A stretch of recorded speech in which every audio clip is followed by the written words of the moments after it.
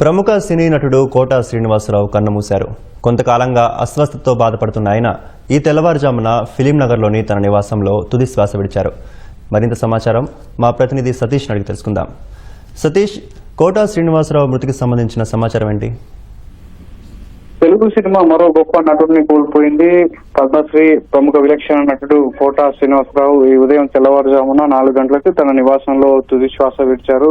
Telugu cinema రంగానికి వెండితెర విలనిజానికి వికటాటాసం చేస్తూ ఎన్నో విలక్షణమైనటువంటి విలన్ పాత్రలతో పాటు హాస్యభరితంగా ఉన్నటువంటి ఎన్నో పాత్రలను పోషించి అటు తండ్రిగా అదేవిధంగా తాతగా క్యారెక్టర్ ఆర్టిస్ట్ గా ఎన్నో విలక్షణమైన పాత్రలతో ప్రేక్షకుల అభిమానాన్ని ఆదరణను చూరగొన్నటువంటి గొప్ప కళాకారుడు నటుడు కోటా శ్రీనివాసరావు మరణం యావత్తు తెలుగు చలనచిత్ర పరిశ్రమ దిగ్భ్రాంతి గురి చేసింది. 83 ఏళ్ల వయసులో వయోభారంతో బాధపడుతున్నటువంటి ఆయన గత కొంతకాలంగా ఎలాంటి కార్యక్రమాల్లో పాల్గొనడం లేదు. ఇంటికే పరిమితమైనటువంటి ఆయన తీవ్ర అస్వస్థత గురి కావడంతో ఈ రోజు తెల్లవారుజామున మరణించినట్లుగా కుటుంబ సభ్యులు తెలపడం జరిగింది. అయితే దాదాపు 750కి పైగా సినిమాల్లో నటించినటువంటి కోటా శ్రీనివాసరావు తెలుగు సినిమాకి కాకుండా యావత్తు ఇండియన్ సినిమా ఇండస్ట్రీలోనే ఒక విలక్షణ నటుడనే చెప్పొచ్చు. ఎన్నో విలన్ పాత్రలతో పాటు చాలా సినిమాల్లో తనదైనటువంటి డైలాగులు కావచ్చు, తనదైనటువంటి ఆహార్యంతో ప్రేక్షకులను కట్టిపడేసినటువంటి ఒక కోటా శ్రీనివాసరావు అనే ఒక నటుడు మరొకడు లేరనే లో ఏ మాత్రం అతిశయోక్తి కాదని చెప్పొచ్చు.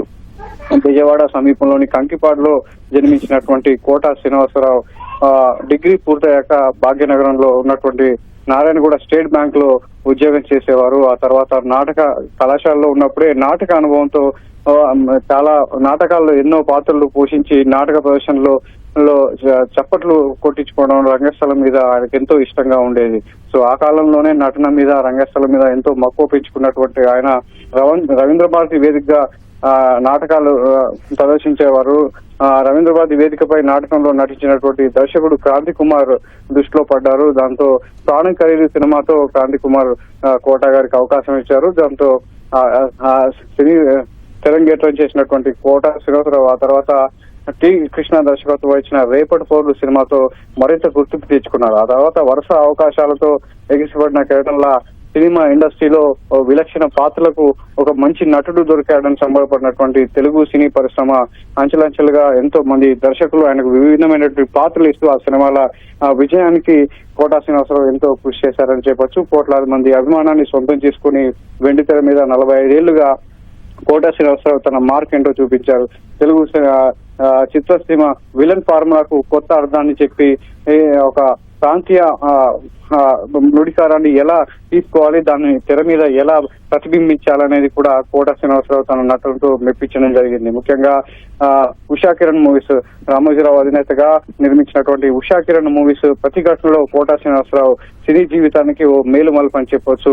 ఆ సినిమాలో హలో తమ్మి నేను మినిస్టర్ కాశీని మాట్లాడుతాండా అంటూ తన తెలంగాణ నుడిగారంతో సొగసుతో ఆ అభినయాన్ని సంభాషణలో ఆవభావాలు పలికించినటువంటి కోటా శ్రీనివాసరావు అదే ఆహనా పెళ్ళంటాలో పీనాసి లక్ష్మీపతి పాత్ర అనేది ఒక ఎవర్ గ్రీన్ గా నిలిచిందనే చెప్పొచ్చు. ఇలా ఎన్నో విలక్షణమైనటువంటి పాత్రలు 1-2 కాదు, దాదాపు 750కి పైగా సినిమాల్లో ఒక్కో సినిమాకు ఒక్కో పాత్రతో ముఖ్యంగా తన సహచర నటులతో ఎంతో ఈజీగా తన నటనతో మెప్పించేవారు. సహచర నటులను కూడా ఎంతో తన విలక్షణమైనటువంటి పంతాలో వెళ్లి ఈ సన్నివేశాన్ని చక్కగా పండేలా ప్రేక్షకులంతా నవ్వుకునేలా ప్రేక్షకులంతా ఉద్వేగానికి గురయ్యేలా చేసినటువంటి కోటా శ్రీనివాసరావు తెలుగు సినీ పరిశ్రమకు ఎన్నో విలక్షణమైనటువంటి సినిమాల్లో నటించి కళామ తల్లికి ఎంతో సేవ చేశారని చెప్పొచ్చు. అలాంటి నటుడికి భారత ప్రభుత్వం కూడా గుర్తించి పద్మశ్రీ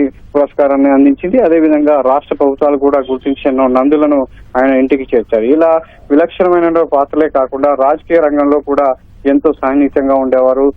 ముఖ్యంగా సినిమా రంగానికి వచ్చినట్లయితే బాబు మోహన్ కోటా శ్రీనివాసరావు సన్నివేశాలు అయితే సో ఇప్పటికీ ప్రేక్షకులకు ఏదైనా ఒత్తిడిలో కావచ్చు, ఏదైనా సందర్భాల్లో వచ్చేటువంటి కామెడీ సన్నివేశాలు, వాళ్ళిద్దరి మధ్య వచ్చేటువంటి సన్నివేశాలు ఇప్పటికీ ఒక ఊరటనిస్తాయనే చెప్పొచ్చు. అలా ఆ సినిమా రంగానికి సంబంధించి ఎన్నో విలక్షణమైనటువంటి పాత్రలు సినిమాలతో మెప్పించినటువంటి కోటా శ్రీనివాసరావు బయట కూడా నిర్మోహమాటంగా నిక్కచ్చిగా మాట్లాడేవారు. తన మనసులో ఉన్న మాటలన్నిటి కూడా వేదికల మీద బయట పెడుతూ సరిదిద్దుకోవాలని మొహమాటం లేకుండా చెప్పేవారు. అలా నటీనటులకు తగిన సూచనలు ఇస్తూనే సినిమా ఇండస్ట్రీలో కొత్త వారిని కొత్త తరాన్ని ప్రోత్సహించాలని ఎప్పుడు ముందేటువంటి కోటా శ్రీనివాసరావు ఒక సందర్భంలో గాయకుడిగా కూడా అవతారం ఎత్తారు. కొన్ని పాటలు స్వయంగానే ఆయన పాడారు. అందుకు ఉదాహరణ గబ్బర్ సింగ్ సినిమాలో పవన్ కళ్యాణ్ నటించినటువంటి గబ్బర్ సింగ్ సినిమాలో కూడా ఒక పాట పాడడం, అంతకు ముందు కూడా కొన్ని సినిమాల్లో అనుభవం ఉండడంతో ఈ పాటకి చాలా ప్రాధాన్యత సంతరించుకుంది.